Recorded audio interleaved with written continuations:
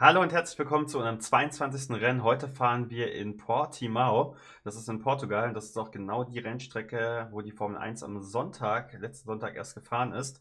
Deswegen zu dem Anlass fahren wir auch heute dort. War ja ein sehr spannendes Rennen und wir fahren insgesamt 9 Runden, aber als allererstes schauen wir uns mal überhaupt die Rennstrecke an. Gehen einmal in die andere Szene rüber. So, dann blende ich euch hier einmal die Rennstrecke ein. Wir vergleichen die. Und ihr könnt da oben mal die rote Linie verfolgen. Seht ihr, dass er gewisse Ähnlichkeiten dann hat. Und dann fahren wir das Ganze einmal hier schnell ab und gucken uns das Ganze mal an. Ich habe das mit dem älteren Rennspiel aufnehmen müssen, weil diese Rennstrecke nicht in Formel 1 2020 dran ist. Deswegen nicht irritiert sein. Los geht's hier im Red Bull. Jetzt erstmal lange geradeaus. Ich ziehe euch das Ganze an der roten Linie immer unten nach, damit ihr seht, wo wir gerade sind. Nach Start und Ziel kommt dann eben dieser Trichter. Dort haben wir dann verschiedene, ich habe so eine X-Schiene jetzt neu gekauft. Geht es da geschlängelt durch und die andere Kugel fährt geradeaus durch. Dann geht es in diesen gelben Separator, den wir jetzt hier sehen können. Da gibt es eine schnelle und eine langsame Schiene. Und dann geht es rein in den Lift.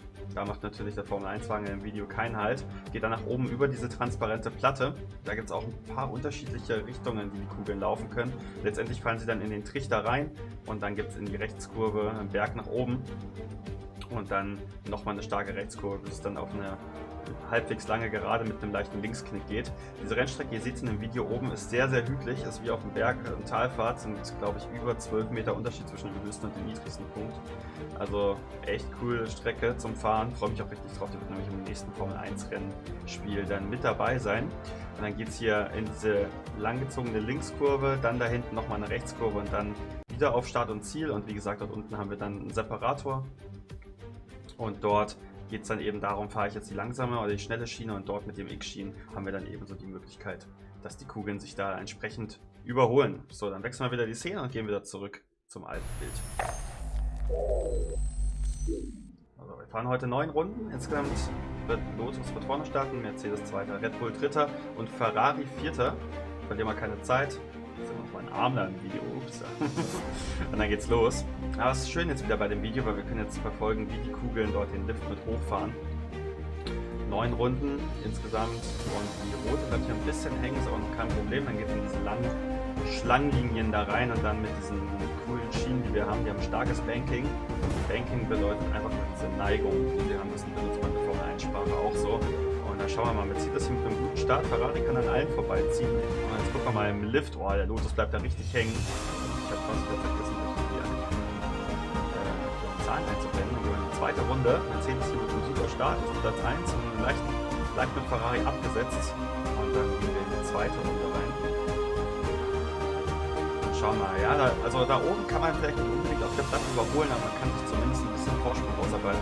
Wir sehen hier, wie Ferrari im Windschatten von Mercedes fährt und jetzt dort zu diesem Separator kommt und dann eben die zwei verschiedenen Spuren. Ferrari bleibt hängen, wird nur Lotus angestoßen, hat dadurch eine Menge Zeit verloren, kommt deswegen nicht an den Mercedes vorbei, Red Bull kann es ausnutzen und fährt damit auf Platz 1 vorzeitig. Muss jetzt aber hier die langsame Schiene nehmen und Ferrari kann kontern und bleibt auf Platz 1. Wir gucken, was der Lotus macht, schiebt sich am Mercedes vorbei und geht auf Platz 3 nach vorne. Und wenn die dritte Runde, insgesamt eine sehr lange Runde, deswegen sind es auch nur 9 Runden, dann haben wir unsere 5 Minuten voll. Und dann geht es weiter. Hier mit Ferrari hat einen richtig schönen Vorsprung. Es ist, glaube ich, ungefährdet hier in dieser Runde. Wird jetzt hier diese langsame Kurve nehmen und dann rüber in die Schlängelinie und dann wieder in die nächste langsame. Jetzt kein Überholmanöver. Mal gucken, der Mercedes. Oh, Ferrari und Red Bull streiten sich da, bleiben hängen in diesem Trichter. Und Ferrari bleibt nach wie vor Erster, hat hier einen hübschen Vorsprung.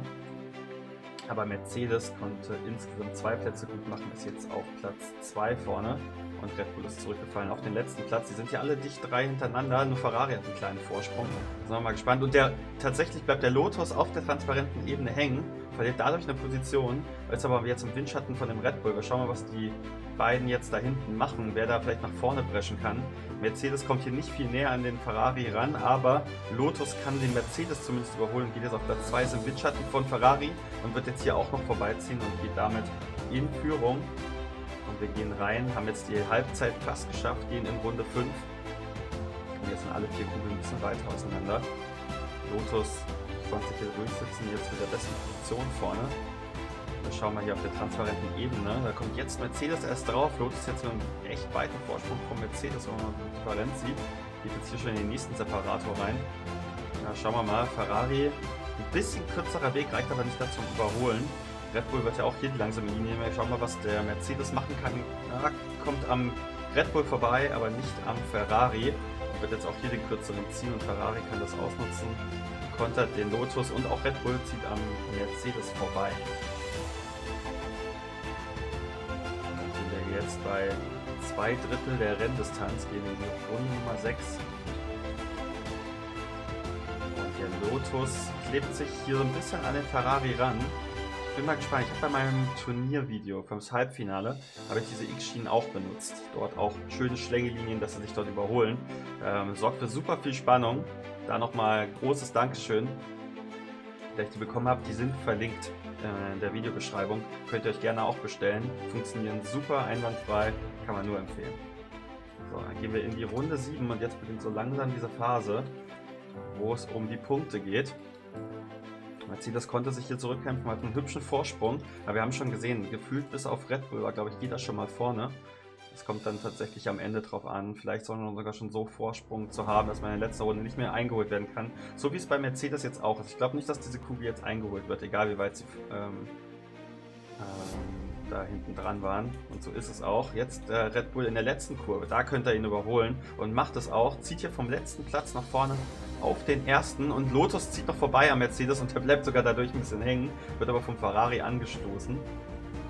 Die vorletzte Runde hat begonnen. Jetzt eine gute Ausgangsposition schaffen, damit man dann in der finalen Runde nicht mehr eingeholt werden kann. Red Bull kann das hier ganz gut machen, aber wir haben gesehen, also man kann auch im letzten Platz noch nach vorne kommen, je nachdem wie die Weichen da gestellt sind.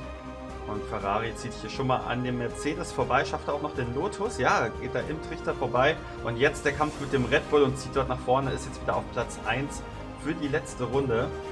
Und die letzte Runde beginnt jetzt, Runde 9 von 9. Ferrari vorne, Red Bull zweiter, Lotus dritter. Mercedes braucht Punkte, hat die Hälfte der Weltmeisterschaft geführt, fallen jetzt so ein bisschen zurück. Letzte Runde, letzten 2 Separatoren. Aber erst am Ende der Runde wird abgerechnet. Der Mercedes hängt hier im Windschatten von dem Lotus. Bin ich sehr zuversichtlich, dass er den zumindest einholen wird. Was macht vorne die Spitze? Da ist Ferrari noch vorne. Mercedes zieht am Lotus vorbei und jetzt kommt es drauf an. Der Ferrari wird hier die langsame Schiene haben. Red Bull die schnelle, zieht dort vorbei, holt sich Platz 1, Platz 2 geht an Ferrari und Platz 3 sind wir jetzt ganz gespannt. Es wird richtig knapp. Lotus zieht am Mercedes noch vorbei und damit ist das Rennen beendet. Ihr habt oben die richtige Reihenfolge stehen und jetzt blende ich euch einmal das Leaderboard ein, damit ihr seht, was hat sich getan.